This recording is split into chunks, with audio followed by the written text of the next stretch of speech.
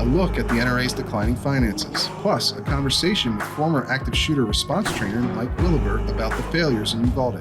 That and more on this episode of the Weekly Reload Podcast. I made the devil run. I gave him poison just for fun. I had one friend. All right, welcome, ladies and gentlemen, to another episode of the Weekly Reload Podcast. I'm your host, Stephen Gutowski. I'm also the founder of thereload.com, where you can head over and check out our membership options today if you want to get exclusive access to dozens, I think perhaps hundreds of pieces that are otherwise unavailable to people who are not members. We have a lot of analysis pieces behind that membership. So go ahead over and check it out today. You will, of course, also get this podcast a day early and the opportunity to appear on the podcast or to submit questions for Q&A episodes of the podcast, which we just did one last week if you want to check that out.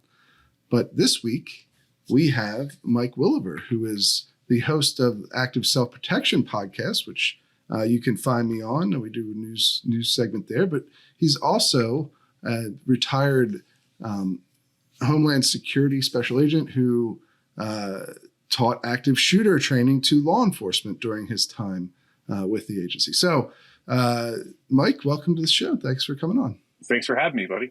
Good to be here. Yeah, absolutely. And we wanted to explore, your expertise on active shooter training, and it's obviously relevant in the wake of the Uvalde school shooting, where police waited for a long period of time before interceding with that shooter as he was in that classroom, as everybody I think is well aware of at this point. Yeah. So I just wanted to kind of go over some of the basics to start with of active shooter training, because, I've taken active shooter courses twice, including a course from Faster Colorado that specifically deals with schools.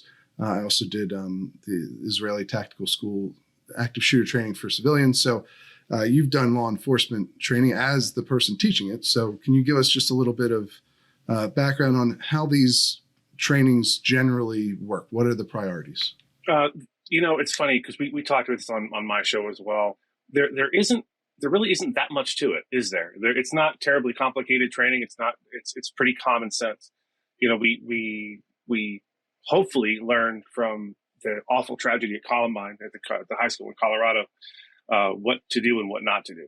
And in our training course, when I was instructed to be an instructor, I went through the course as a student, and it's very, very basic. You respond to an active shooter, whether in my case, whether you're on duty or off, and you go to the sound of the gunfire. You go to where the gunfire is going on, and you do everything you can to end that gunfire.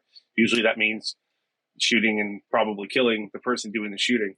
I think the important part of the active shooter training is getting an officer or an agent into the most realistic sort of force on force environment you can get them into. I'm sure that you have the same thing in your training, where there's someone with a sim gun or something similar, someone who can shoot back at you. And there is a lot of chaos and there is a lot of loud noises going on, and you have to sort through that. You have to balance your cognitive load long enough to get to where the shooter is, find that person, and put them down. A big part of that is ignoring anything on the way to where that is. You're going to see, if you respond to something like this, you're very likely going to see people injured, badly injured, maybe almost dying. And we're taught, and we teach our agents to bypass all of that stuff, bypass anything else, any distractions, any IEDs, anything else you might, run into on the way to where the person's killing people, and get to them and kill them. Now, yeah. I think, go ahead. And I just think it's important to emphasize that, right? The main takeaway in both the active shooter courses that I've experienced myself, and in every training I've ever read about or heard of, including the ones that they were doing in Uvalde just this March, is that the priority is to go to the gunfire, to immediately confront the shooter and get him to stop by whatever means necessary before he can kill more people. Right. I mean, am I being too simplistic in my summation there? No, I don't think so. And I wonder how we're going to fill 45 minutes, to be quite honest with you, because that really is kind of all there is to it. I think, I responded to an active shooter before I'd ever had any active shooter training. I was on a task force in California in San Diego County, and I was out in an unmarked car. Basically, my job that night was to spot gangsters. We were doing gang operations, gang suppression, and in the unmarked car, and then call in marked units to go, if the person had a warrant or whatever the case may be, to go do their thing. And I was right down the street from a gym. It was a gym for underprivileged kids. People volunteered there to teach them boxing and get them in shape and that kind of thing and keep them off the street. Earlier that day, one of those volunteers had been let go. I still don't know why. Had been let go, asked to leave the premises. He went home, got a pistol, came back and started shooting the place up. He was such a coward, in fact, that he opened the barn door of this place and stuck his arm through that opening, not even looking, and just started spraying the place with bullets. I was so close that, as it turns out, when I got there and I'm running into this, people are running out, and it turns out the shooter ran right past me. Now, he had gotten rid of the pistol, so there was no way to know who was who. But the point is, the most important thing is to get in there. Let me talk about something else. Bravery isn't the absence of fear, right? Bravery is feeling that fear, unless you're a complete psychopath, feeling that fear and overcoming it and gutting up and getting in there and doing what you have to do. There's no shame in being afraid. There's no shame in feeling like, you know what, there's someone shooting there. I don't want to go in that place. I don't want to die. However, you signed up for law enforcement. You signed up to protect people. Usually the police are reactive. So this is one of the few times when we can be proactive and get in there while the thing is happening and do something about it. If you sign up to be a law enforcement officer, it's incumbent upon you to have a conversation with yourself long before the moment of truth ever happens. I say this to my citizen self-defenders. Same thing. If you're going to carry a firearm, you need to have really thought through whether or not you're willing to use a firearm to defend yourself. If it's going to be on you, you need to be ready to use it. Otherwise, it could be taken away from you and used against you. So in the case of law enforcement, you need to have decided in your head that I'm going to overcome that fear and I'm going to act. I'm going to get out of my car. I'm going to, even though your body's telling you to run away, I'm going to get a firearm, preferably a long gun, and I'm going to go in there and end this threat. You have to have also decided, I might die in the process of this. That's a real possibility. But if you haven't had that conversation with yourself ahead of time, you're doing yourself a disservice, you're doing your agency, and most importantly, the community you serve, you're doing them a disservice by not being mentally prepared, by not having said all the things you want to say to your loved ones, by not having that spiritual and mental fitness ahead of time. And I think that's probably my biggest takeaway from this thing is someone at that scene in Uvalde needed to say, no, I'm not going to hold, no, I'm not going to wait around. I'm not going to, two officers did. I'm not sure. I don't know all the details about their injuries, but two officers I understand did go in and attempt to put him down and were shot. Let's get into the details of Uvalde a little bit here.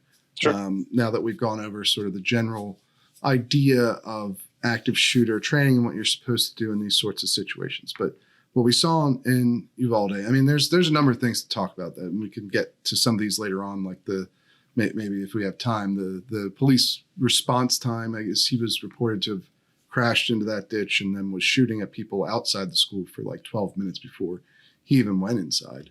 But once he was inside, apparently two officers, local PD officers, did go in and try to confront him and were subsequently shot and had minor injuries as far as we're aware.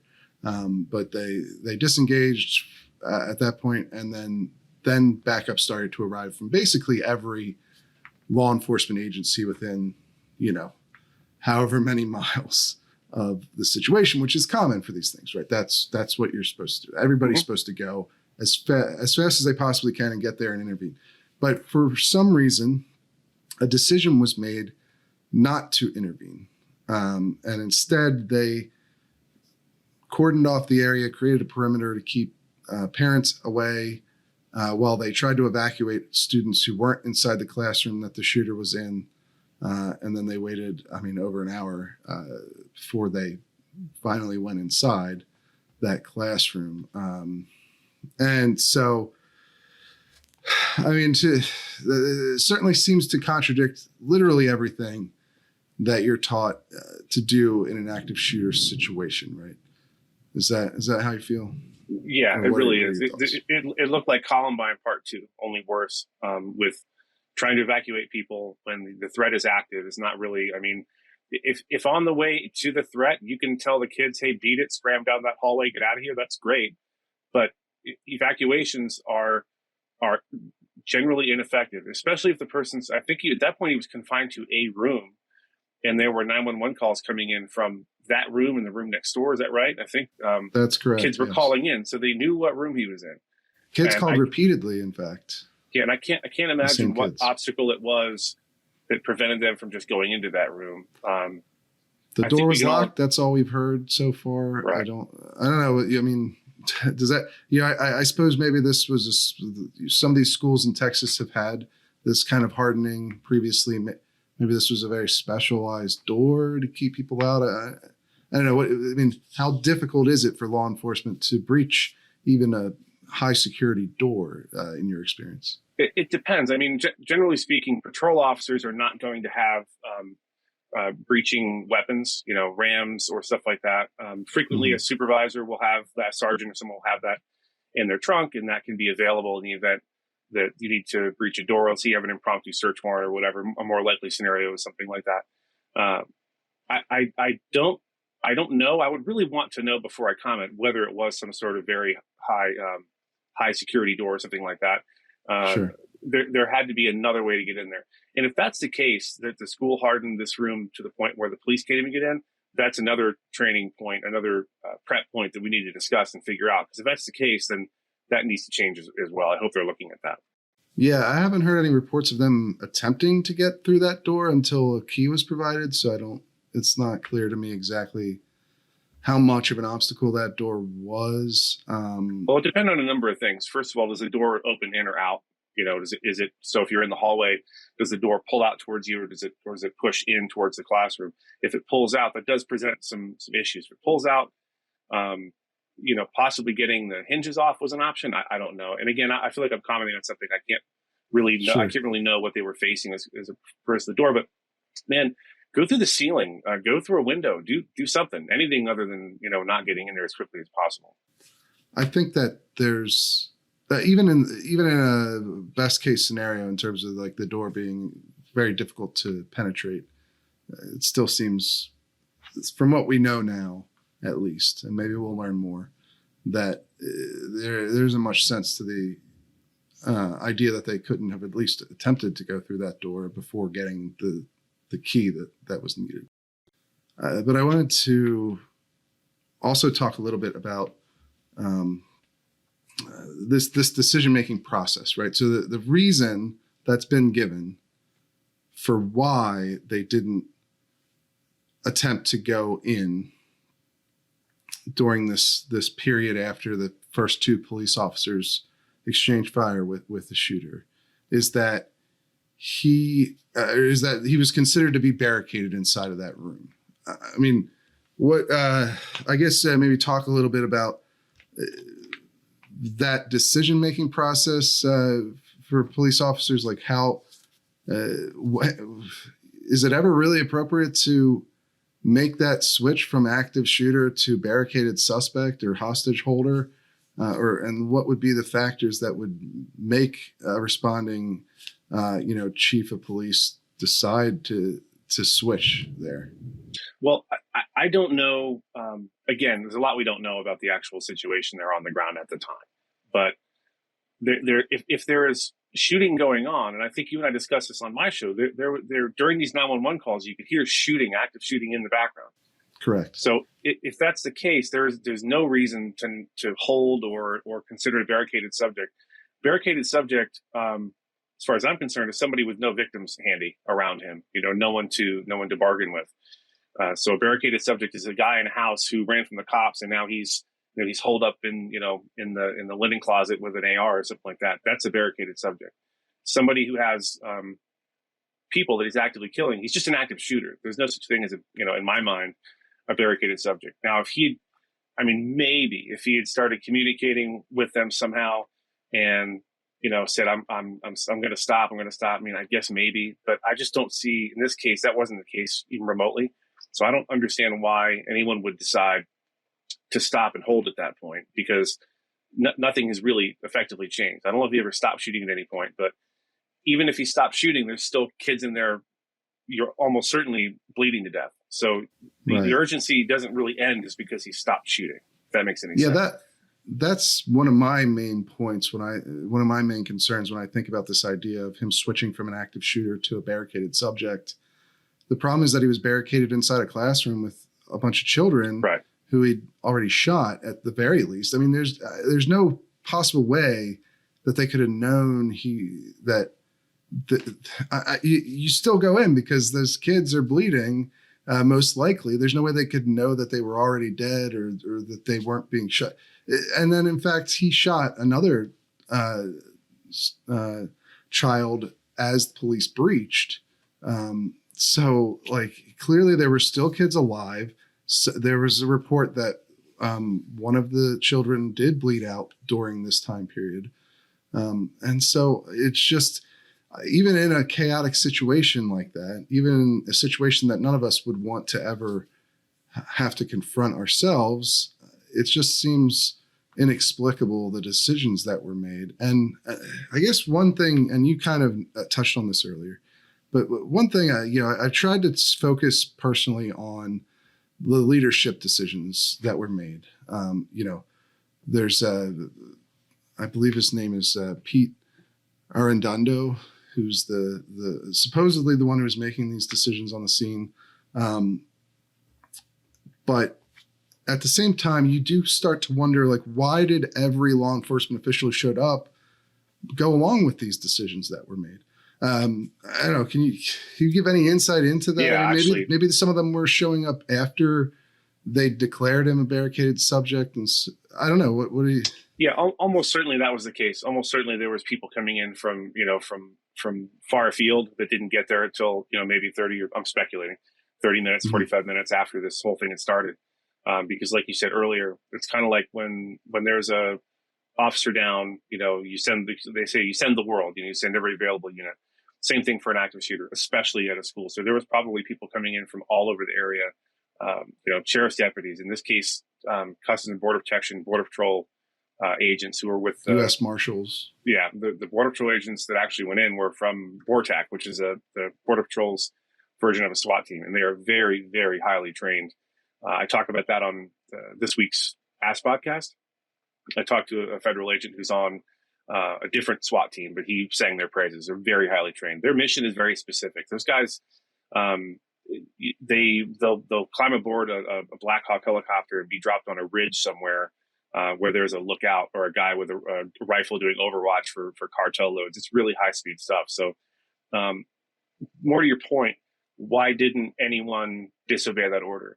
Yeah, that's an excellent question. As a law enforcement officer, your duty is to the people you serve. Your duty is to the community that you serve. And if your chief, your sergeant, captain, lieutenant, whatever, is giving you an order that you consider to be immoral or unlawful, you're good to go to disobey that order. If you're willing to go in and get shot to save these kids, you're certainly willing to get disciplined or even lose your job if that's the case, behind your decision to disregard an immoral, unlawful order.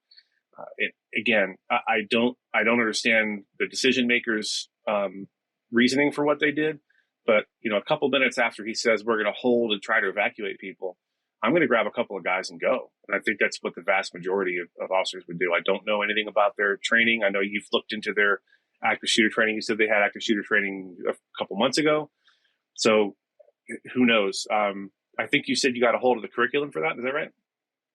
Yeah, the curriculum was published online. And it's standard stuff. I mean, yeah. Even going in alone, if you're the only one there, that's right. Recommended.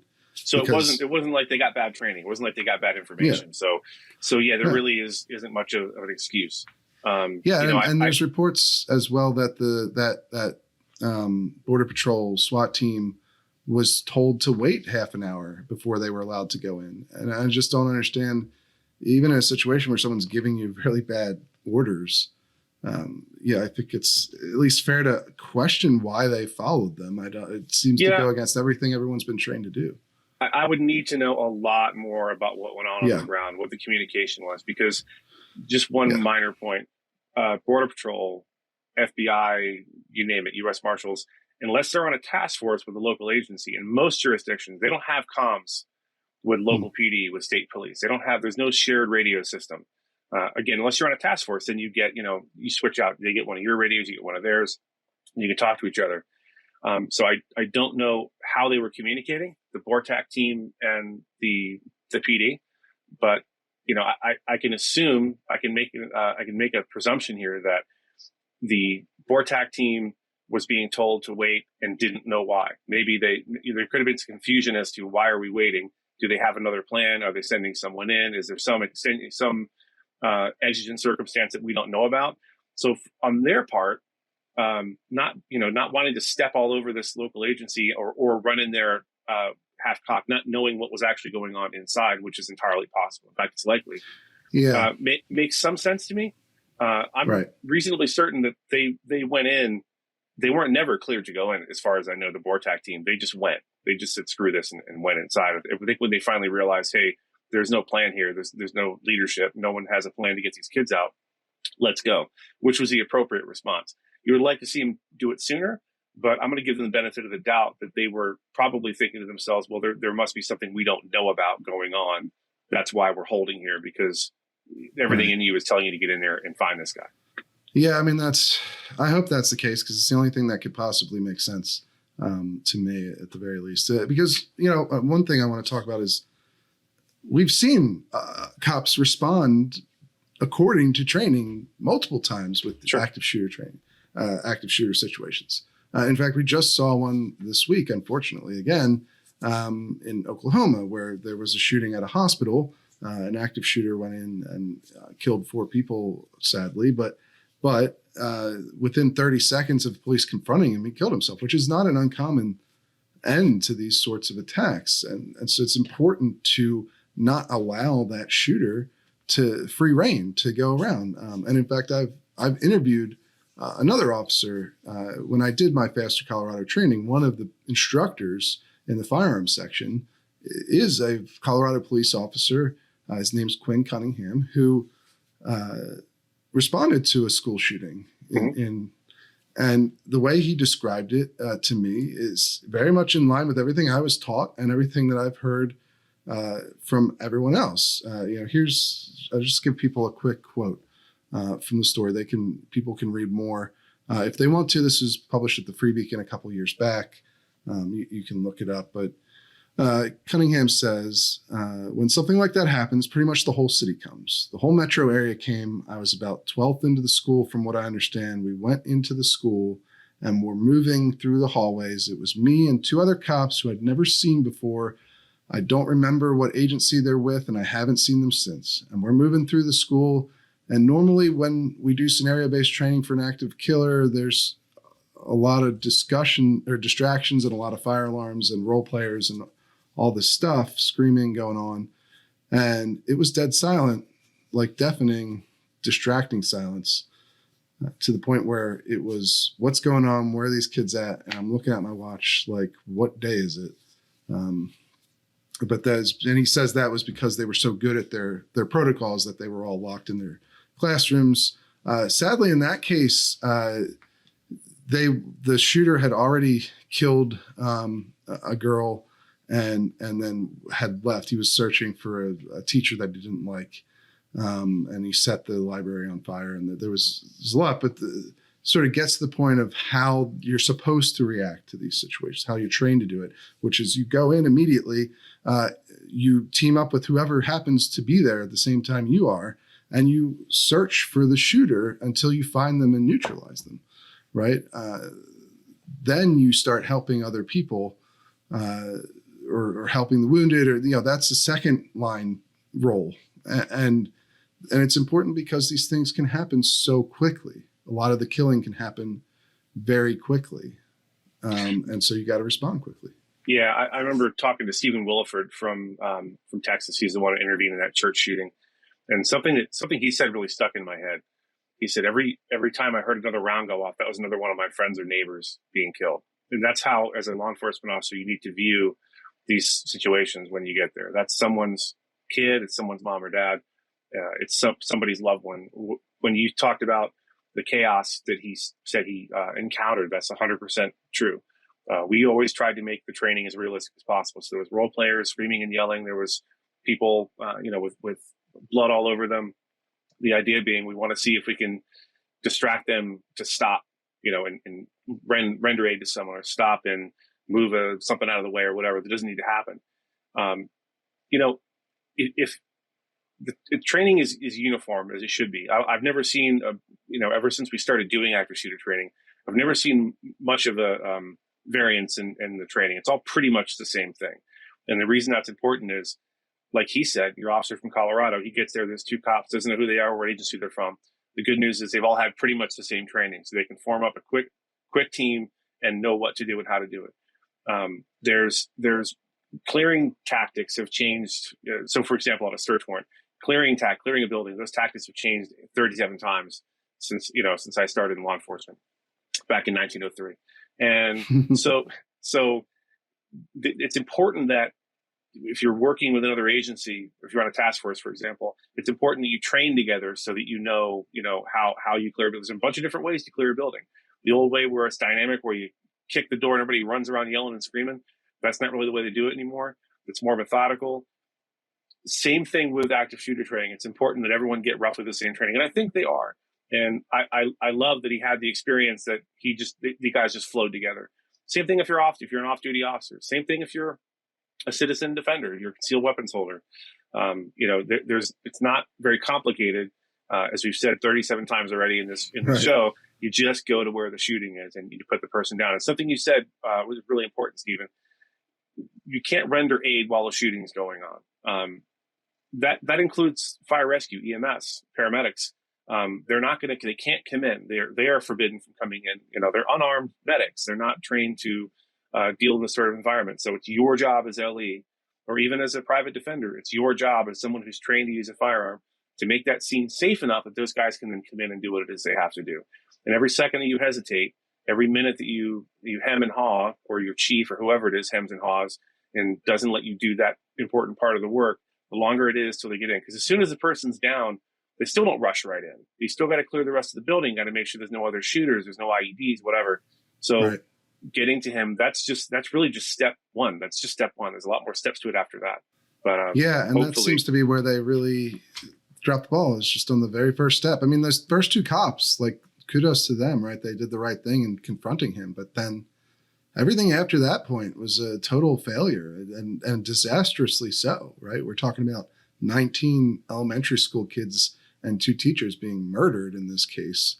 And it seems like at least some of those lives were lost unnecessarily, which is devastating, I think, to the community, to the country at large, and I think it has an impact on the general public's trust of law enforcement too, unfortunately.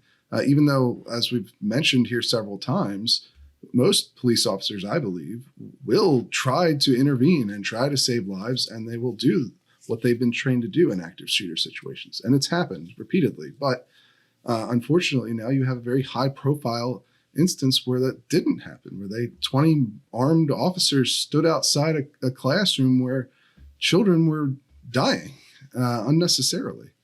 Yeah, and it's unacceptable. It's terrible. It's unacceptable. And, we talked, you and I talked on my show about there being watershed incidents, in law enforcement, in any profession, but in law enforcement, there's things like the FBI Miami shootout, where they were shooting revolvers.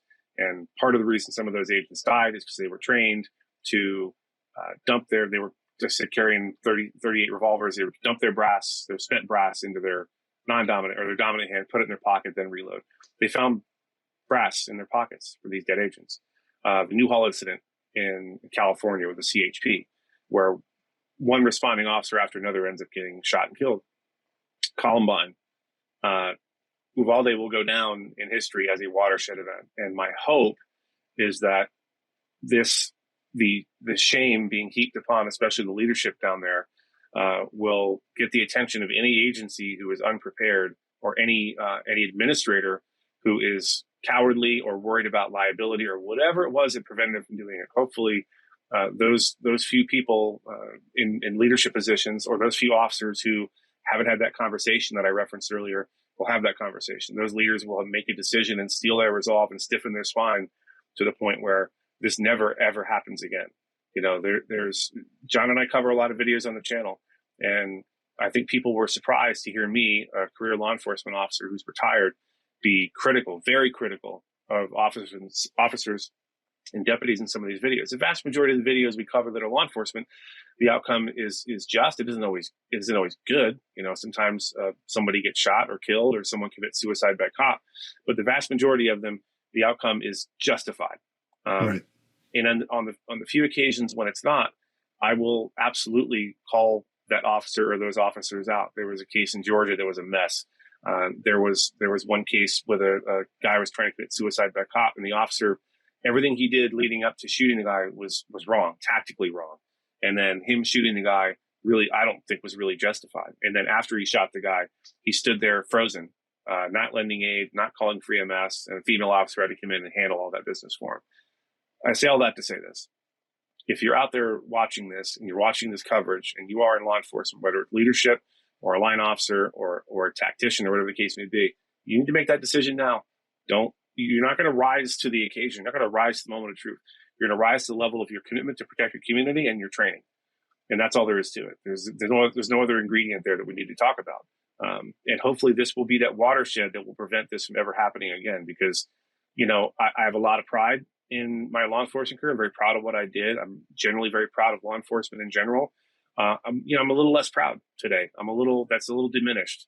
And I hate to say that, because, we talk about LE in the United States. What do you see on TV in LE encounters? The ones that go poorly, the ones where the cop does something wrong. And meanwhile, there's 4 million encounters every day that go swimmingly and they never make the news. This is not that. This is a huge black eye for law enforcement.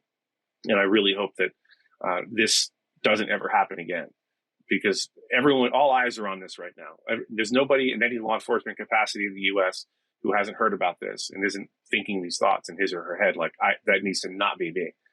If this happens again and I'm nearby and I can help, I need to get in there and do what I got to do and get to work and end the threat. Yeah. Yeah. It's just sad because like a lot of those other scenarios you mentioned, that was the first time, right, where those mistakes have been made. And now this one just feels like a repeat.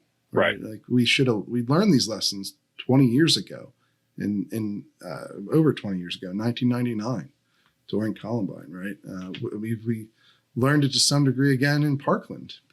That, now that's one officer choosing not to intervene. Perhaps he just lost his nerve. This was Columbine and Uvalde were systemic problems. The whole system didn't work. And it's just sad because I think you're right. I think it'll have certainly an effect on law enforcement and potential responses to active shooter situations in the future. But it's hard because most of the time, as we've been talking about here, most police officers and most police departments respond correctly to these situations. They might not be able to do anything, unfortunately, to affect the outcome in all cases because of how quickly these shootings can go down, frankly, right, before police can respond to them. That's true, right, of most violent attacks. Police are generally, as you mentioned earlier in the show, responsive. They're coming in after the fact. They're not proactive because that's the nature of policing. Like, you're not going to always have police on the scene when somebody attacks you. That's something that you guys cover quite well over at the Active Self-Protection channel and also on the podcast, discussing different people's experiences with self-defense situations. But it's a key principle that's been reinforced, unfortunately, again. But it's one of those things where we didn't need the lesson again, right? We shouldn't, and that's what makes it all the worse, right? Right. So at some point, we need to have a discussion as a country about how we're going to make these schools safer, how we're going to harden them, how we're going to protect them. It's I don't remember who said the quote, but parents are perfectly fine, teachers are perfectly fine with having sprinkler systems, fire extinguishers, and fire alarms, and doing fire drills in case there's a fire. I don't remember the last time I heard about a major fire at a school. I'm not saying we shouldn't do those things. We absolutely should do those things. But we as a country need to have a conversation. There seems like there's people who say arm every single teacher and the custodian and the bus driver and, make it into basically a prison, lock all the doors, put up barbed wire. That's never going to work, and it's never going to happen. On the other side, the only thing I really heard from sort of the anti-gun side is let's ban all the guns. I got news for you, folks. That's never, ever, ever going to happen. They could possibly try to ban all future sales of all kinds of guns, and that's all well and good. There's more guns than people in this country. So taking the guns out of the equation just it's never going to work. It's never going to be the answer. I did a Facebook post a while back, and I have a lot of friends who are left of center, and I love them to tears. We believe at ASK, we believe that self-defense is for everybody, not just for Republicans or Democrats or Libertarians. Self-defense is for everybody, and that includes schools. What I said in that post was, we got more guns than people. So if you want to ban all guns and cops get all guns, play that out in your head. It's like an Alcoholics Anonymous trope, Let's play that out in your head. If you decide to ban all future sales and start confiscating guns, how's that going to work out? It's going to be terrible. You're going to have massive shootouts constantly. It's not a feasible solution. Therefore, since we're going to always have guns, banning guns is not possibly going to work. We need to come up with practical, common sense solutions. I'm a retired federal agent. I'm a retired firearms instructor. I've been shot at before. I've been very close to shooting. If you've never been off a range and heard gunshots, especially rifle or shotgun shots in the wild, gets your attention very quickly. And you'll know very quickly if you have the intestinal fortitude to move forward and do what you have to do, because it's pretty overwhelming. So I would like to see something like people like me, or off-duty cops, or even citizen defenders who go through some sort of training class or whatever. I would volunteer in a heartbeat. I would volunteer to go 5 days a week if necessary, or take turns just being at a school, being in elementary school or a high school. And nobody needs to know who I am. The students don't need to know who I am, only the staff. And if not that, if we're going to arm somebody in the school, I know there's a lot of opposition to that, but for me, I feel like having an armed staff member, doesn't have to be a teacher, it could be anybody, it could be the custodian, it could be a vice principal. And the only person who knows that person is armed is that person. They don't, the gun's never seen, no one knows about it. It's very quiet. They get the training they need. And it at least gives the people in that school a fighting chance, because, you mentioned earlier, it's a cliche, but it's true. When seconds count, the police are minutes away. If you're in a personal self-defense encounter, it's going to be over before the police get there. You're your own rescue party. There's no one coming to save you, really. Not so much in an active shooter, but if there's someone there that can at least put up a fight. What did you say earlier? The other guy, as soon as the police came in, he shot himself. Like you said, it's a frequent response of these cowards. They're not planning on any resistance. They're planning on murdering little kids, and no one's going to fight back. And I'm just going to create this bloodbath. And they've been over this fantasy over and over in their head. The second the police show up, frequently the person kills himself. When that shooting gallery becomes a two-way range for the suspect, that can change his demeanor. It can change his decision-making process. It may mean he's not going to shoot any more kids because now he's concentrated on you instead. And that's okay. Yeah. I mean, obviously these are the arguments you hear often from people who do want to arm teachers, or at least some teachers. This is what the Faster Colorado program does, and the training that I took a couple of years back. I wrote about that whole experience as well over at the Free Beacon. People want to check out some of the historical reporting that I've done on this topic, and sort of the viewpoints of the teachers and the police officers who train them, and the program leaders. And obviously it's a very controversial proposal, but so is basically every proposal that's been put out there to try and solve this problem. Obviously, and none of them are foolproof, of course. No, of course not. But yeah, there's, I think a legitimate conversation to be had. Certainly, I don't think anyone mandates forcing teachers to carry guns. No, I don't think anyone supports that. But there is, an interesting discussion to be had about the teachers who want to be armed, or staff members who want to be armed, and how you do that properly. Some states do it. It's not something that's never been done. So that's something we'll have to leave for another episode, though. Perhaps we could talk about it more on the Active Self Protection podcast. Yes, I would like that. Which I'm a guest on every week. We do a news roundup. It's one of my favorite podcasts, out there, I think, because it's just so interesting the way that you guys are able to, you deconstruct these shooting situations, these self-defense encounters on the YouTube channel. And then sometimes you're able to get the people who are involved in them come on the podcast and talk about it in depth, which I think is fascinating. Can you tell people a little bit more about it? Yeah, we take self-defense encounters, the vast majority of our episodes anyway. We take self-defense encounters from people who reach out to us. We find them and reach out to them, have them come on the show. We talk about their growing up, their experience with guns before the incident, any training they may have done, whether it's firearms or self-defense, the incident itself. And then we usually spend most of our time discussing the aftermath, because that's the part no one really thinks about when they go out and get their CCW or they become a cop or whatever the case may be. They don't think about what happens after, when the dust settles. What are the legal ramifications after I shoot someone as a citizen defender? What do I say to the cops? Do I say anything to the cops? What about PTS? What might that look like? How can that be something that doesn't come on right away? That's frequently the case. Is someone is in one of these incidents, everything seems fine for a month or 2 or 3, and then all of a sudden they're experiencing hypervigilance or just paranoia or depression or sleeplessness or whatever the case is. I'm really proud of the show. It's doing remarkably well for a new show. And I think we're getting a ton of great feedback from people. A lot of the Gutowski name left in the review section on Apple Podcasts, because people, and what's really phenomenal is people stick around. I get the metrics back on how long the average listen is on our show, and like 75% of the audience listens all the way to the end, which I think is great.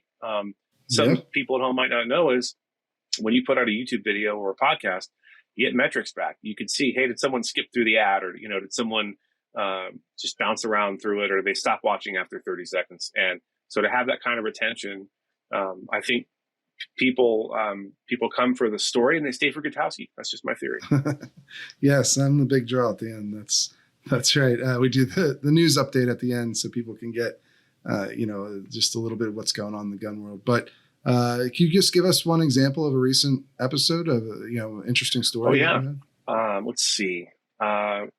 Probably one of the ones that touched me and moved me the most was a gal from outside of Austin, Texas, and she lived kind of in a rural area. And she and her friend were just asleep. It was like a studio apartment, but a house, like a single family home, with just one big room with a kitchen and dining room and a bedroom.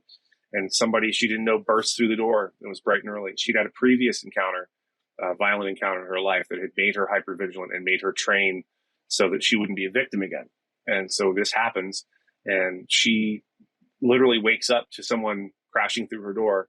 And she was prepared, knew what to do, where to go, where her cover was, knew where her gun was, knew the condition of her gun, and was able to fire at this person, hit them, and get them back out of her house. And then, towards the end of the show, she is recalling listening to the Active Self-Protection podcast. This still blows my mind. Listening to our podcast, hearing another one of our guests, John Dobb, discuss a very similar incident in his home. And she heard him saying things that she had been feeling and hadn't talked to anyone about, and thought maybe she was crazy, thought maybe she was the exception to the rule. And when she heard someone else experience exactly the same thing, she was driven to tears on the show. It moved me deeply. She said, I finally realized I wasn't crazy. There wasn't anything wrong with me. This was a normal reaction to a human being having a dramatic encounter and having taken a human life. I like to stress on the show, it's not like the movies. You're not going to, unless you are a psychopath, you're not going to finish shooting another human being, no matter how deserved it was, and then blow the smoke off your still warm barrel, and then go have a martini with your significant other. It's going to affect you deeply, and hopefully people are getting that from the show and realizing there's a lot more to it than just going to the range and learning how to shoot. The most important thing is when to shoot, more than how to shoot. People should go and check that episode out. It's a really good one. And you can find the podcast on every podcasting app out there, right? Mm-hmm. And also on the Active Self-Protection Extra channel. Is that correct? Yeah. And I hope more people avail themselves of that channel. The Active Self-Protection Extra channel is John's favorite thing in the world, besides Mrs. Korea. There's tons of free training. There's tons of tips on there. So if you're a self-defender, if you're interested in self-defense, check out the extra channel, and the podcast is on there. So. All right. Well, we're going to head over to our own news update now here on the Weekly Reload podcast. But we would love to have you on again in the future. Thank you so much for joining us. Tell Jake I said hi. All right, ladies and gentlemen, it's time for the weekly news update. I'm contributing writer Jake Fogelman here as always with Reload founder Steve Gutowski. How are you, Steve? I'm doing all right, Jake. How are you doing? Doing all right. You just got back from the annual NRA meeting this week. Broke a couple of good stories coming out of that meeting. If you want to explain some of the financial information we obtained, kind of update some of our previous reporting. Yeah. So, I was in Houston for the annual meeting, and they hand out their annual reports at the annual meeting. They're not maybe the most creative names for these things, but, they're descriptive. And in here, in this annual report, there gives you the consolidated finances for the NRA. Now, the one thing to understand here is that the NRA is actually a conglomeration of like 8 different groups, I believe. And so most of the time, when you're talking about like the membership, that's the NRA, the National Rifle Association of America. And it's a 501c4, and that's what the membership organization is. But then they also have things like the Institute for Legislative Action, which is their lobbying arm. They have the Political Victory Fund, which is their PAC. They also have the Victory Fund, which is their super PAC. And then they also have a number of 501c3 nonprofits, which are more like your traditional charities that aren't allowed to get involved in politics nearly as much. And that's, they have the NRA Foundation, they've got the Freedom Action Foundation, the Civil Rights Defense Fund, the Special Contribution Fund, and these things do different, they play different roles. They do things like the safety and training is in the foundation, or fundraising for it at least. And so, when we're talking about the finances, we're talking about all of these groups combined in this particular report. We had an internal report on just the membership organization's finances that we published earlier this year that was for the first 8 months of 2021. And so we got some of the information from that as well. But we also have, of course, a bunch of the previous annual reports from the NRA to compare these against. So they're apples to apples in a lot of situations here. But the bottom line is the group has lost a tremendous amount of revenue over the last year. $47 million difference between 2020 and 2021.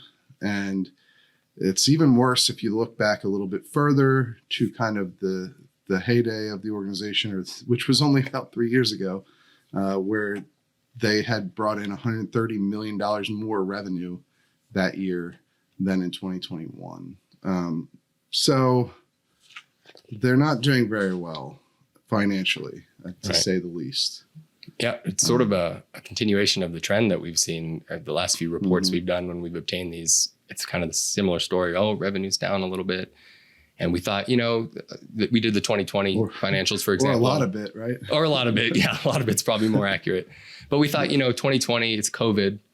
A lot of organizations struggled financially. So maybe that doesn't tell us too much. But then we got the leaked internal document that you obtained that we reported on that showed 8 months of 2021. And it was the same story. And now you've got the consolidated financial report for all of 2021. And it really just lays it out there that, revenue is really dwindling. So it's definitely an identification of a real trend.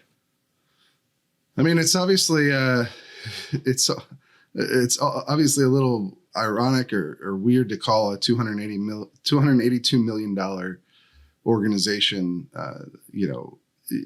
shrinking or in collapse, but that's really what's going on. That used to be a $400 million organization. Yeah. Now, I will say that the NRA has managed to forestall any sort of immediate financial disaster here but they've done that by slashing spending across the board. Well, nearly across the board. We'll get that in a minute. But they've cut $43 million from their total expenses over the last year.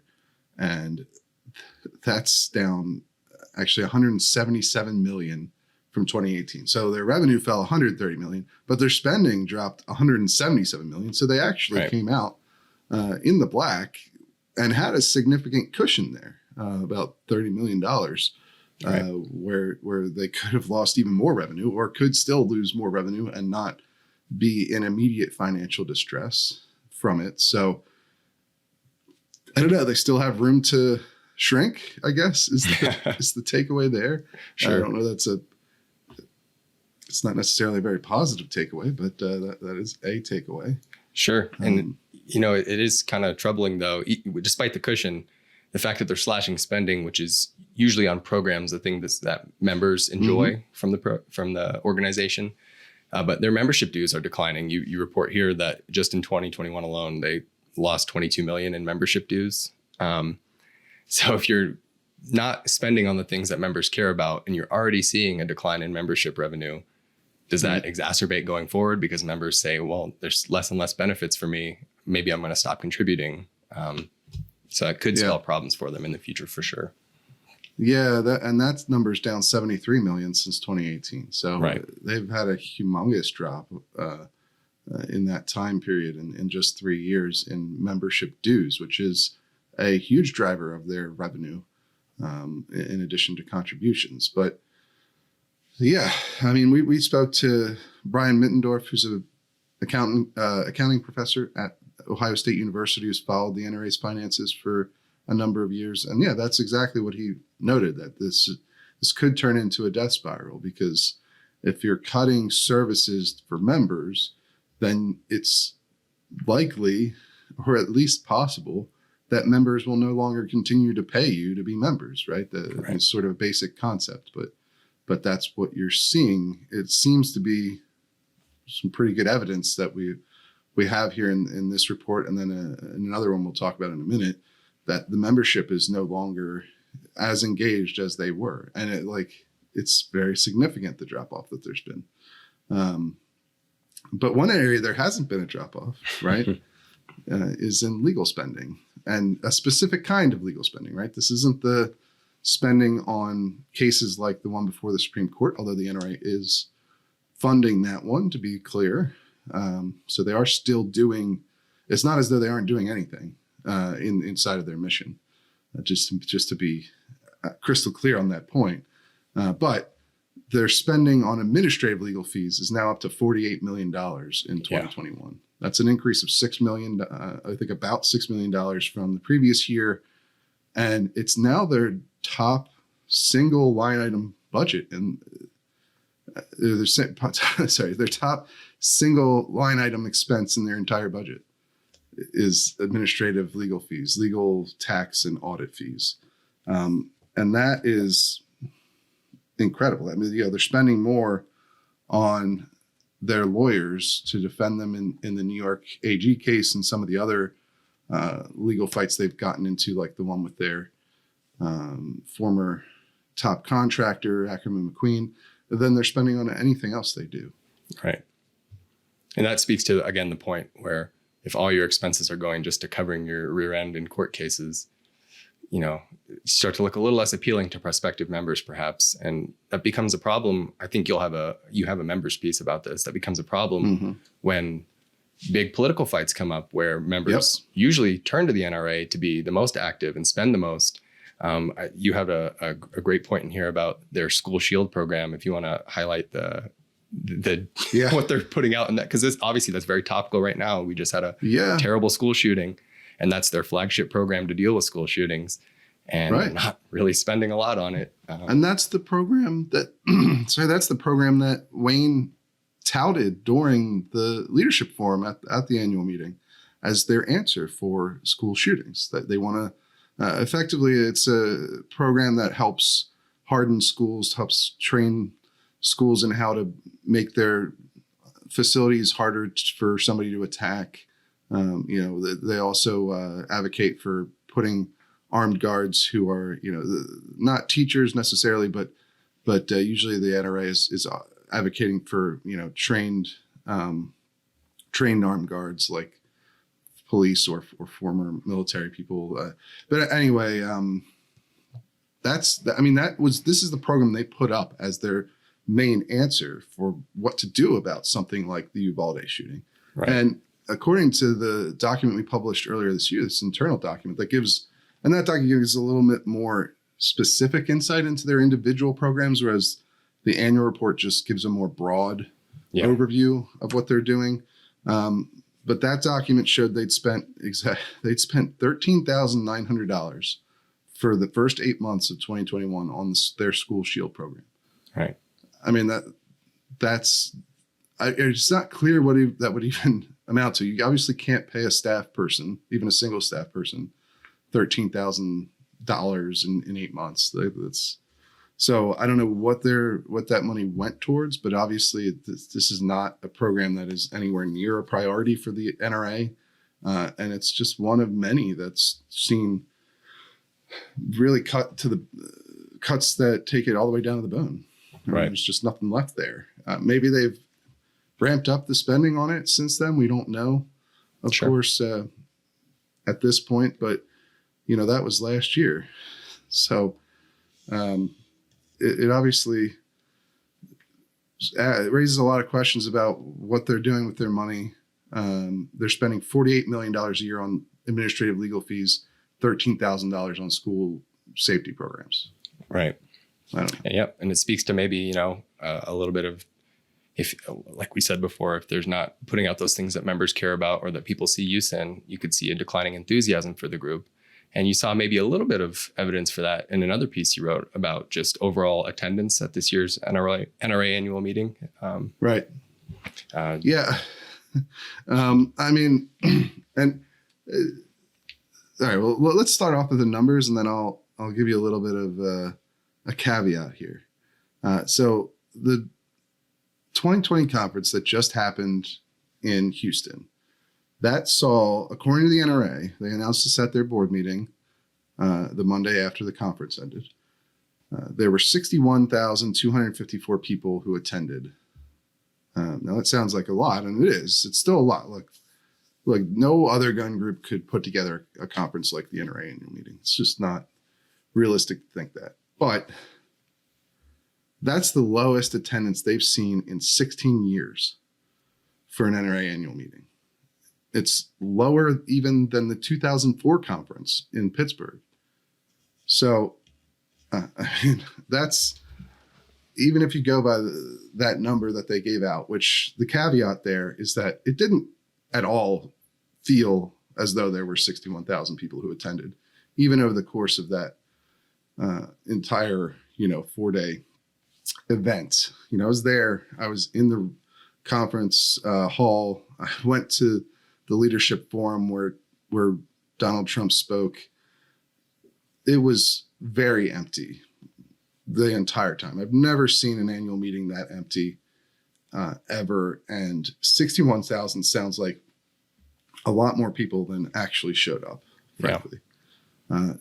And to be fair, the protesters didn't seem that much bigger than any other protests I've been to at the NRA annual meetings. So, I don't know that there's been a great outpouring of enthusiasm on the other side of the issue either. But the NRA, certainly that event was very empty. And even compared to something like SHOT Show, the industry trade show that we cover as well, that I was at in Las Vegas earlier this year, which did see, a drop in attendance, it still felt a lot better attended than this annual meeting. And right. COVID was much more of a concern back during that show as well.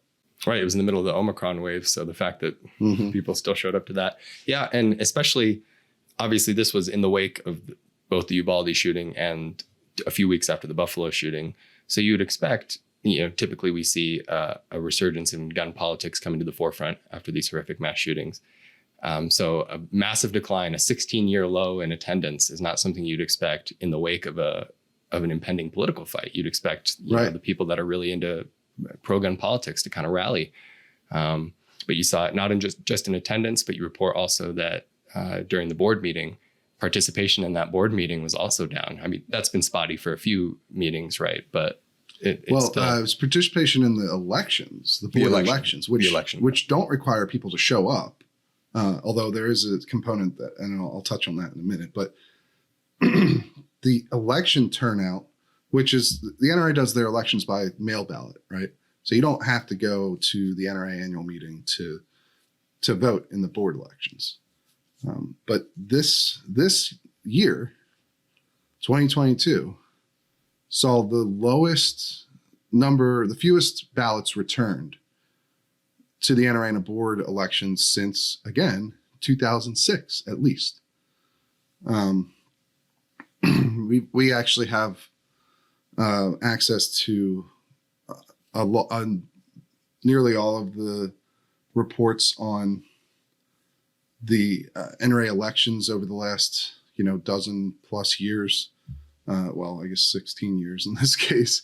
None of them had as few ballots returned as this year until you get back to 2006. And back in 2006, they were sending 1 million fewer ballots out too. Right. So the percentage participating in these elections just is minuscule now. Right. Yeah. And another development, and you didn't touch on it in this piece, but it follows up on something we reported previously. It was also Wayne LaPierre was reelected handily to be executive vice president. I think Alan West, who we reported was challenging Wayne, I think he only got 1 vote. That's right. So you see the grip. Although I will say that 7 people abstained. That just didn't vote of the board members. There were 61 board members there of the 76 that the NRA has, which, again, like a lot of these board members don't even show up right to participate in running the organization. So, it's not that perhaps surprising that nobody really treats this thing very seriously, the internal governance, because the same guy's been running the place for 30 years. Right.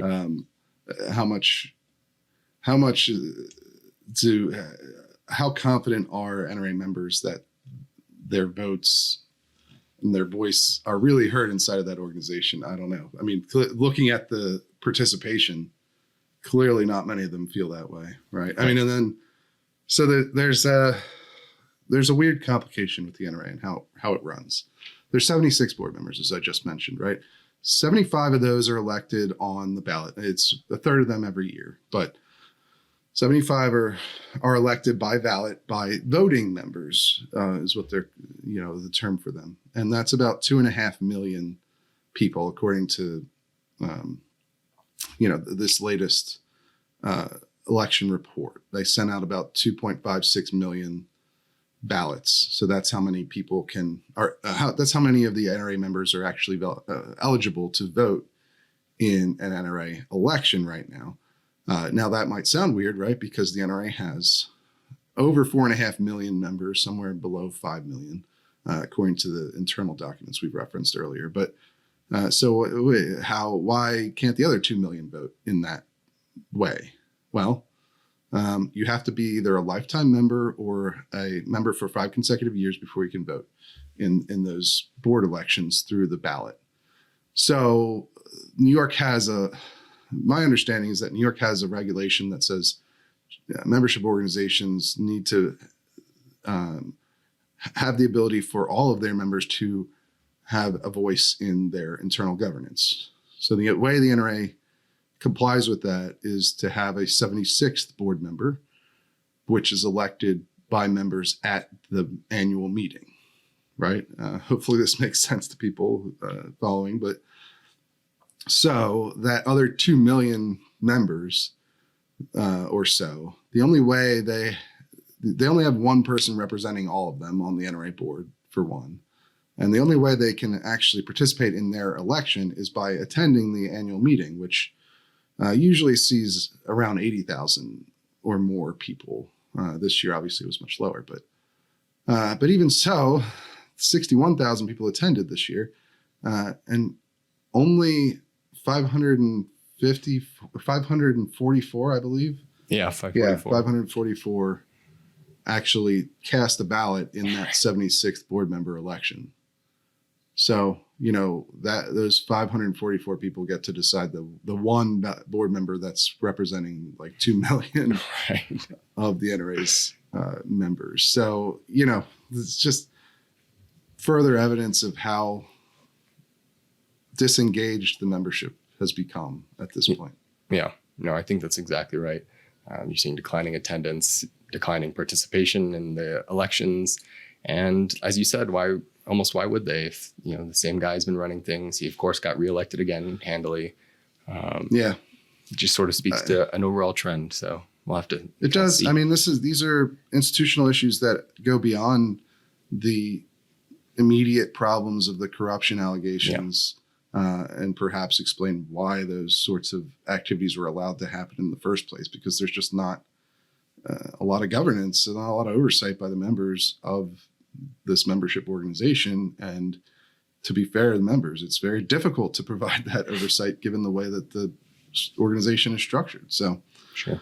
Anyway, I wrote a whole piece on why this is such a big problem, as you referenced earlier, for gun rights advocates right now, because the NRA is weaker than it's been in a very long time. And now it's facing the most significant fight at both the state and federal level in a very long time. So that's not a great combination if you're a gun rights advocate. And it's probably worse than you think, because I think a lot of people who are aware of these issues and are not happy about them have kind of moved on from the NRA.